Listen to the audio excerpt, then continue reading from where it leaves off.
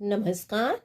आज हम करेंगे व्याकरण का एक नया चैप्टर जो है कारक। कारक का सबसे पहले देखते हैं अर्थ क्या होता है। क्रिया को करने वाला, यानी क्रिया मतलब काम को करने वाला। कारक विभिन्न संज्ञाओं सर्वनामों को क्रिया के साथ किसी न किसी रूप में भूमिका में जोड़ता है। ठीक है, कारक क्या होते हैं? संज्ञा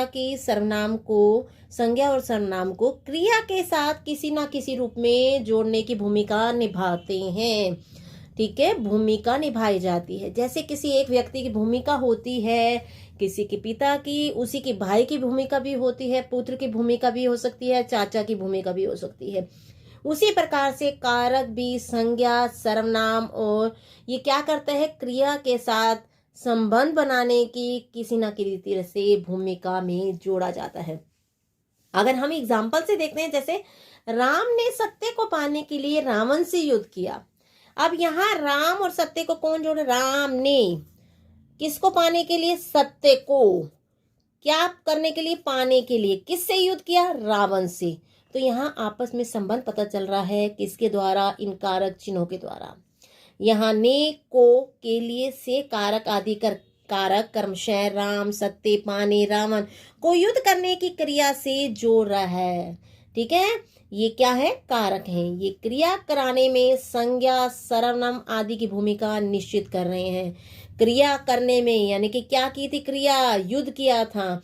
संज्ञा सर्वनाम आदि की भूमिका को निश्चित कर रहे हैं। कारक संज्ञा आदि के प्रयोग को क्रिया के साथ किसी ना किसी भूमिका में जोड़ने का कार्य करता है। जैसे कि मैं ऊपर स्पष्ट कर चुकी हूँ, ये जोड़ने का कार्य करते हैं। तो हम इसकी परिभाषा क्या देंगे? कारक की परिभाषा कि संज्ञा या सर्वनाम की क्रिया के साथ भूमिका निश्चित करने वाले, संज्ञा या सर्वनाम की क्रिया के साथ भूमिका निश्चित करने वाले क्या कहलाते हैं? कारक कहलाते हैं। ठीक है, अगर हम देखें, मैं एक एग्जाम्पल लेती हूँ। जैसे कि अगर लेना चाहें, श्री कृष्ण ने धर्म की रक्षा के लिए अत्याचारी कंस को मारा। श्री कृष्ण ने किसकी रक्षा के लिए? धर्म की। ठीक है, धर्म की। यहां मैंने बताया क्या करने के लिए? धर्म की क्या करने के लिए? रक्षा के लिए। किसको मारा? कंस को मारा। ठीक है, यहां पर किसको मारा गया? कंस को। और क्या करने के लिए? कार्य क्या किया उसने? रक्षा की। किसकी? धर्म की। किसने? श्री कृष्ण ने। तो ये क्या है? कारक चिन्ह है। ठीक है, ये संज्ञा की कह सकते हैं हम, संज्ञा की क्रिया के साथ संबंध बता रहे हैं कि संज्ञा की है, उसने क्रिया क्या की है, इनका आपस में संबंध बता रहे हैं कि संज्ञा क्या की गई। आपने संज्ञा है श्री कृष्ण, उसने क्या कार्य किया? मारा। और इनका संबंध बताने के लिए प्रयोग किए जाते हैं कारक चिन्ह। क्लियर हो गया होगा कि हम कह सकते हैं संज्ञा सर्वनामों को क्रिया या अन्य शब्दों से जोड़ा जाता है। ठीक है, ये क्रिया कराने में संज्ञा सर्वनाम की भूमिका निश्चित करते हैं। आपको बताना चाहूंगी, इन कारक चिन्हों को परसर्ग भी कहा जाता है। इन कारक चिन्हों को क्या नाम भी दिया जाता है? परसर्ग या विभक्तियां। परसर्ग या विभक्तियां भी कहा जाता है। आपको क्लियर होना चाहिए कि क्या कहा जाता है? परसर्ग या विभक्तियां। ठीक है, हिंदी में मुख्य रूप से 6 प्रकार के कारक होते हैं। प्राय इन कारकों को चिन्ह के साथ लिखते हैं, लगाते हैं। इन चिन्हों को परसर्ग या विभक्ति भी कहा जाता है। यहाँ आ गया, विभक्ति या परसर्ग भी कहा जाता है। कुछ स्थानों पर विभक्ति चिन्हों का प्रयोग नहीं किया जाता। ठीक है, क्लियर हो गया होगा आपको। कितने प्रकार के होते हैं? 6 प्रकार के होते हैं। और अगर हम परिभाषा देना चाहें तो हम ये भी दे सकते हैं, संज्ञा या सर्वनाम के जिस रूप से उसका संबंध वाक्य के अन्य शब्दों के साथ प्रकट होता है उसे कारक कहते हैं। दोबारा क्लियर कर रही हूं, ध्यान से सुनिए। संज्ञा या सर्वनाम के जिस रूप से उसका संबंध वाक्य के अन्य शब्दों के साथ होता है, उससे प्रकट करते हैं, शब्दों के साथ प्रकट होता है, उसे कारक कहते हैं। और मुख्य रूप से कितने कारक होते हैं? 6 कारक होते हैं और इनके कारक चिन्हों को परसर्ग या विभक्ति भी कहा जाता है। तो हम देखेंगे आगे नीचे कारक और उनके विभक्ति चिन्ह दिए जा रहे हैं, जो आप देखने का प्रयास करें तो दिखेंगे आपको कारक, कार्य और विभक्ति। कर्ता का कारक चिन्ह होता है क्रिया को करने वाला, जिसे कहा जाता है कर्ता, सब्जेक्ट। इसके लिए हम चिन्ह प्रयोग करते हैं ने, या कई बार ये बिना चिन्ह के भी आ जाता है कर्म, जिस पर क्रिया का प्रभाव या फल पड़े। जिस पर क्रिया का प्रभाव या फल पड़ता है, इसके लिए चिन्ह का प्रयोग किया जाता है को। ठीक है, को का प्रयोग किया जाता है। कर्म, जिस साधन से क्रिया की जाती है, जिसे हम कहेंगे इंस्ट्रूमेंटल केस। ठीक है, जिसे हम इंस्ट्रूमेंटल केस कहा जाएगा। और कर्म को आपको पता है क्या कहा जाता है? एसोसिएटिव केस, नॉमिनेटिव केस, कर्ता। अपादान, जिससे पृथकता यानी अलगाव होने का बोध होता है और इसका चिन्ह होता है से।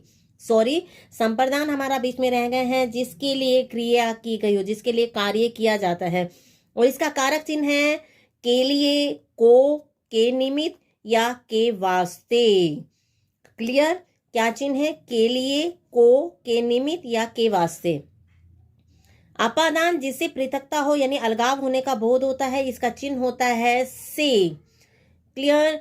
और आगे हमारा है, हमने यहाँ पर लेना है, हमारा कहा जाता है कि अपादान से के बाद संबंध होता है, जो हम संबंध कारक लेंगे। क्रिया के अतिरिक्त अन्य पदों से संबंध बताने वाला अगर हम लेना चाहें तो हमें पता है कि यहाँ पे संबंध लिया जाता है, जिसका चिन्ह होता है का, के, की, रा, रे, री, ना, ने, नी। अधिकान, क्रिया को करने का स्थान यानी कि आधार, जिसे हम वोकेटिव केस कहेंगे, इसका चिन्ह होता है में, पर। इनके अतिरिक्त 2 कारक और भी माने जाते हैं, संबंध तथा संबोधन। इन पर विद्वानों में मतभेद पाया जाता है। कुछ विद्वान इन्हें कारक नहीं बताते, लेकिन ये कारक हैं। जैसे कि संबंध का क्रिया के अतिरिक्त अन्य पदों से संबंध बताने वाला, जैसे का, के, की, रा, रे, री, ना, ने, नी। संबोधन, जिससे संज्ञा को पुकारा जाता है, जैसे अरे, रे, ओ, अरी, हे, ये संबोधन है। यहाँ आपको क्लियर हो गया होगा कि कारक चिन्ह और कारक की परिभाषा, जैसा कि मैंने आपको बताया था, संज्ञा या सर्वनाम के जिस रूप से उसका संबंध वाक्य के अन्य शब्दों के साथ प्रकट किया जाता है, उसे कारक कहते हैं। और कारक के चिन्हों को परसर्ग या विभक्ति भी कहा जाता है। और आपको यहाँ बताया गया है कि हमारे कारक कितने माने जाते हैं, वैसे 8, लेकिन हमारे यहाँ पर मेन रूप से 6 दिए गए हैं, लेकिन आपने 8 ही लिखने हैं, जिसके अंतर्गत कर्ता, कर्म, करण, संप्रदान, अपादान, अधिकरण, संबंध और संबोधन है। आगे हम देखेंगे विभक्तियां लिखने की व्यवस्था। संज्ञा शब्दों के साथ विभक्तियां अलग से लिखी जाती हैं। यानी संज्ञा जब होगी, किसी का नाम होगा या वस्तु का नाम होगा या स्थान का नाम होगा, उनके साथ विभक्तियां अलग से लिखी जाएंगी। जैसे मोहन को, ठीक है, सोहन ने, फुटबॉल के लिए, दुकान पर, हे सुमन।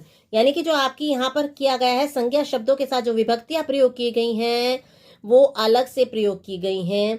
को अलग प्रयोग किया गया है, ने अलग प्रयोग किया गया है, के लिए अलग प्रयोग किया गया है, पर अलग प्रयोग किया गया और हे भी अलग प्रयोग किया गया, क्योंकि सुमन संज्ञा है, दुकान संज्ञा है, फुटबॉल वस्तु का नाम है, सोहन व्यक्ति का नाम है, मोहन भी व्यक्ति का नाम है, तो ये संज्ञा है। परंतु सर्वनाम के साथ विभक्तियां संयुक्त रूप से लिखी जाती हैं। जैसे मैं ने यानी मैंने, उनने, उन्होंने, उसको, तो यहाँ आपको देखा होगा कि जुड़ गई, उसको, हम से, हमसे, तो यहाँ पर जो विभक्ति है वो इसके साथ जुड़ गई है। संबोधन के चिन्ह आरंभ में लगते हैं, ठीक है। संबोधन के जो चिन्ह होता है, अगर हम देखें यहाँ ऊपर वाला एग्जाम्पल देखते हैं, तो जो चिन्ह है संबोधन का वो हे पहले प्रयुक्त हुआ है, लेकिन यहाँ पर हमारे जो कारक चिन्ह है वो बाद में प्रयुक्त हुए हैं। ने भी, ठीक है, को भी और से भी, ये बाद में प्रयुक्त हुए हैं, ठीक है। लेकिन संबोधन का जो चिन्ह होता है वो हमेशा आरंभ में लगता है। जैसे अगर मैं कहना चाहूं अरे रमन तुम कहाँ जा रहे हो, अरे रमन। तो यहाँ मैं संबोधित कर रही हूँ, पहले क्या आया, संबोधन जो चिन्ह है अरे, ये क्या आया है, आरंभ में आया है। तो शेष अभिव्यक्तियां बाद में प्रयुक्त होती हैं, जबकि संबोधन का जो चिन्ह होता है वो कहाँ लगता है, आरंभ में लगता है।